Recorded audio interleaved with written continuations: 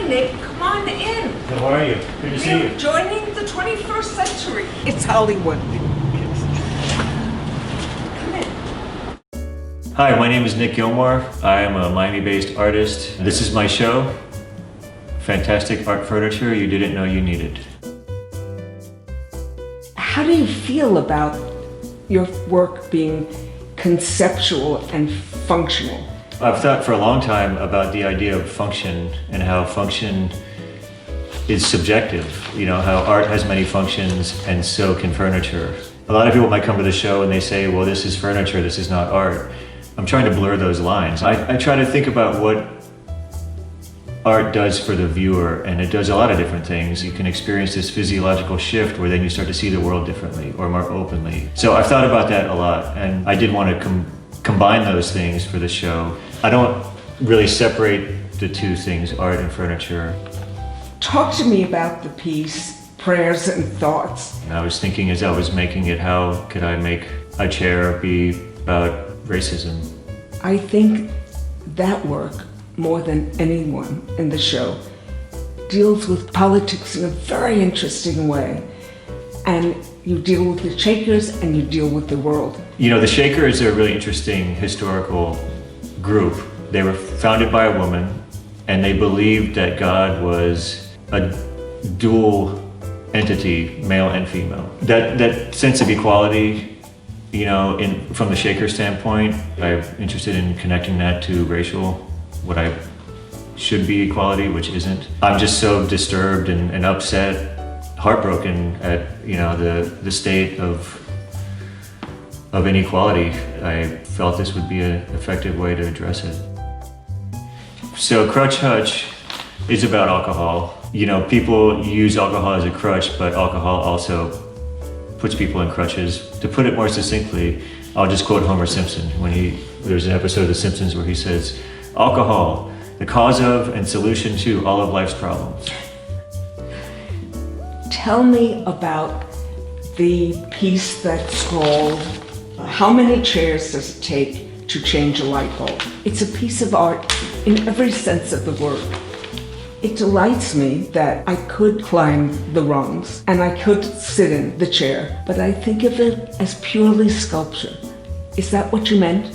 I wanted it to be a sculpture, but I also wanted it to be multi-use. So you can sit in it, you can also climb it to change a light bulb. I mean, I've been into Nakashima for years. His live edge, you know, plank benches and whatnot. Growing up, actually, my family has a sawmill back in Alabama, and so we would get these big slabs of wood, and I have made several pieces that contain that sort of form. I make the live edge things occasionally because the restraint on my part, it lets the wood speak for itself. That's part of the whole philosophy, and there's sort of a zen of it, letting it be and not having the artist come in and trample all over it with their ego. And this one is obviously doesn't have that restraint. It's very exact.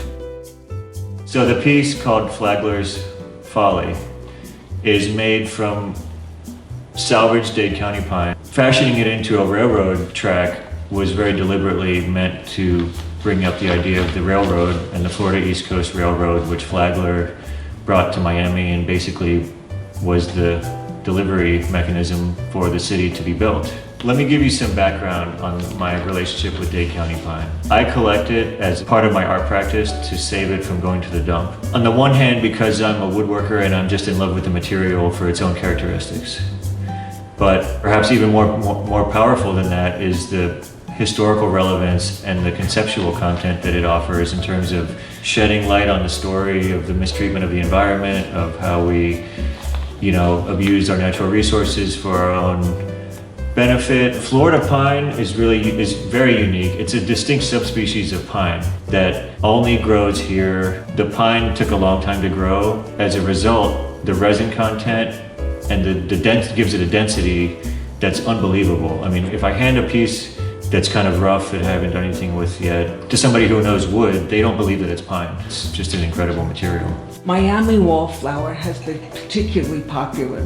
Talk to us about that piece and what materials you use in that piece. So Miami Wallflower is very much inspired by Miami, from the built environment of Miami, the architecture, tropical modernism, the colors. The wood that makes up the tambour face is an African wengi, which I salvaged from a project. For me, mixing the American maple and the African wengi was a little bit of an allusion as well to race. In some of the work, there's clearly a Florida influence. Tell us about Cafecito.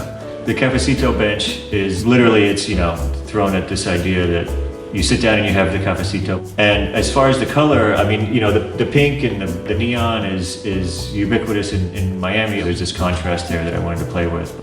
On a personal level, I used to be the kind of person who would never consider using pink in my work. I don't know why. Yeah, macho. But yeah, something, I just love pink. I want to thank you for this wonderful show.